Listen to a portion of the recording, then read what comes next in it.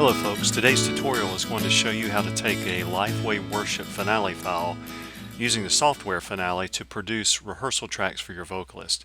It's really quite easy once you get used to it. I just wanted to kind of walk you through how to do that today. First of all, you need, of course, Finale software. I have version 25 that I'll be using this demonstration. But secondly, you need a free plugin that's called the JW Staff Polyphony plugin. And I'll show that to you here, and I'll have a hyperlink below where you can find that.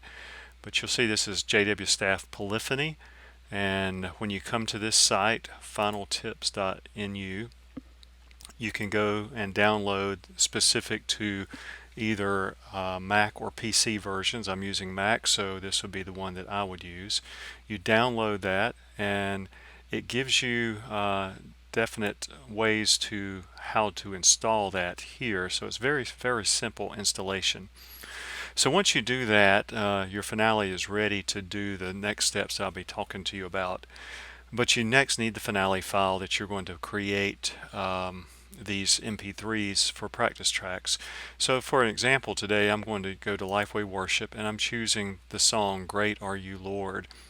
And if you come down here, you'll see they have the Finale files that are readable back to version 2012. And what you want to do is purchase and download that version. Now you'll notice that the normal price on that's $39.99. LifeWayWorship, which is just a super great resource for everything you need for your bands, you can prepay a certain amount of money that does not expire, and it cuts your prices up to 70%. So here the Finale file is only $12. So I would purchase that, and then I would download it, and I would bring it into Finale. And once you've downloaded it, you'll need to unzip the file, and it comes out with all of these different files. Each one is specific to an instrument. You also have vocal files, you have the complete score, all of that's there. But what we're needing in particular is the one that you see right here, this PNO. That stands for piano. Now let's see what that looks like when we bring it into Finale. You'll see that you've got the piano score, and it also includes the vocals. That's what's going to be so important for what we're going to do. Now come up to the main menu here and look under Window, and there's a few things you're going to want to open. You're going to open the Score Manager, you're going to want to open the Mixer, you're going to want to open the Playback Controls, and you're going to want to open the Main Tool Palette. Now once you have all those open, it's pretty straightforward in what we do. First of all, we need to create two additional staffs. Now right now it would be very simple to produce an MP3 that has the piano playing and the soprano and alto parts played together, or the tenor and bass parts played together. Now to really help your singers, they need to hear those individual parts rather than them playing at the same time. So what we're going to do is manipulate the score in such a way that you have a staff for each part. And that's where the JW Staff Polyphony plugin comes in so handy. What you want to do here is choose the Staff tool, and I come to the right of the soprano alto staff and double click. Now I come up to Staff and choose New Blank Staffs, and I'll accept what it says here. I click OK, and it's going to produce a staff above the existing one. Okay, then I'm going to come down to the tenor and bass staff, select it, come up to Staff, choose New Blank Staff, and it's going to produce a staff just above the tenor and bass. Now if you're a little OCD and want to clean this up just a tad, you can select each one of these and then come up to the staff part. And first of all, I'm going to get rid of the messy groups and brackets, so I go to Groups and Brackets and go to Remove. It just takes that part away. You really do not have to do this. It's just if you want to make it look a little neater while you're working with it. And I'm also going to go to Respace the staves, click OK, and it just cleans that up a bit.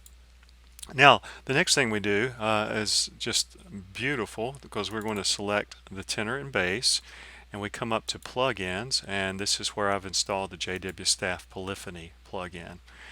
And if you'll look here on the plugin, the first thing I want to do is go to Layers and choose split. Make sure you have all three of these checked. And what this is going to do is to go through this whole tenor bass line. If it's a unison, it's going to be a stems up and stem down unison. If they're parts like you see over here, it's going to change that to all stems up and stems down. So as I click apply, you'll see that has happened throughout. Now do the same thing to the soprano and alto line. I click apply. It splits those into upper and lower stems.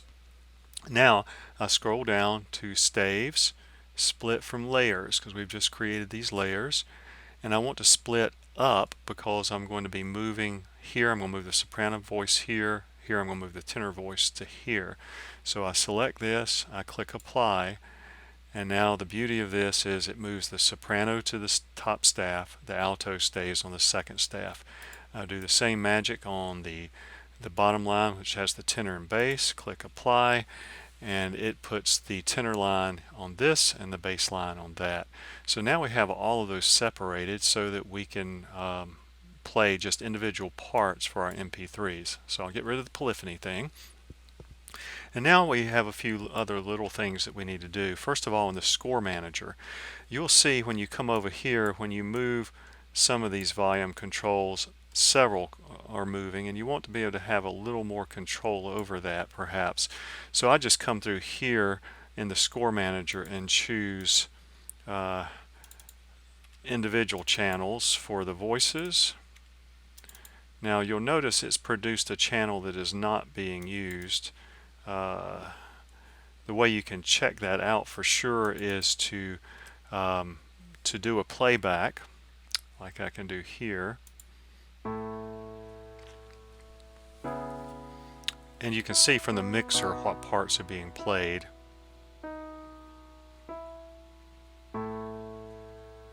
This is the right hand and left hand of the piano. Now it's going to go into the voices, and you'll see which ones light up here. So you'll see this channel is completely dead, so we don't need it. So I'm going to eliminate it by clicking out there. Now we're done with the score manager part, and we want to come over to the mixer, and we choose voices for each track. Now you could have the piano play each part, but I like using strings, and that's totally up to you. The advantage of having a string part on that is there's sustaining on longer notes, whereas the piano decays very quickly.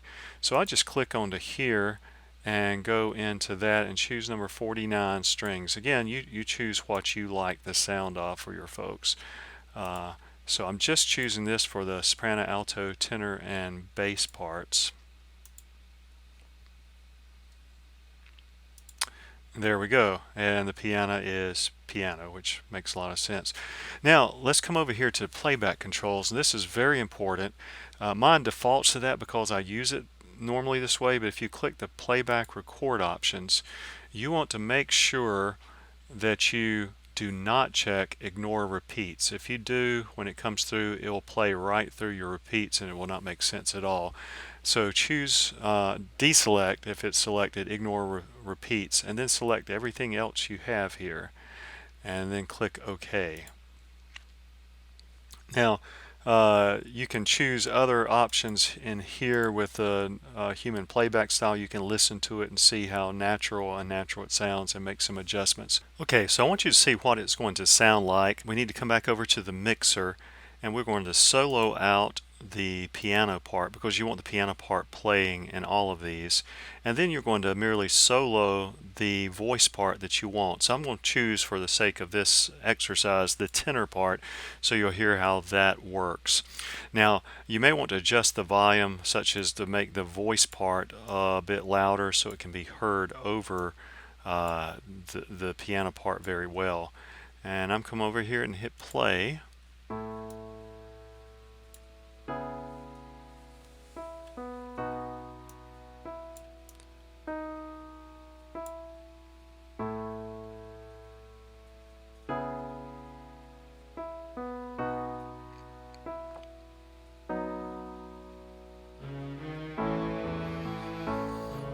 This is where you monitor to see if the part seems strong enough that your folks will hear it well, and it seems to be that way.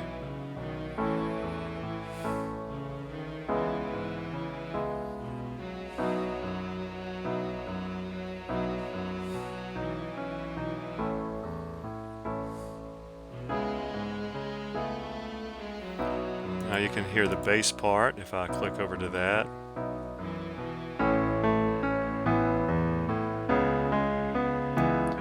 Notice the piano seems a little louder there, so sometimes it's good to monitor those different areas. Now obviously what you want to do is to produce these different MP3s. You just set up one at a time. So I would first set up, for instance, the alto part here. I would listen to it, make sure the levels are good. Then you merely come up here to File, Export, Audio File. Now you'll choose where you want that to go, and you give it a name such as Great Are You, Lord, and we want to say maybe this is alto rehearsal track, and I want to choose MP3. You can choose any of these. These others are perhaps higher quality, but the MP3 is more standard for folks. And then I hit save, and it will produce that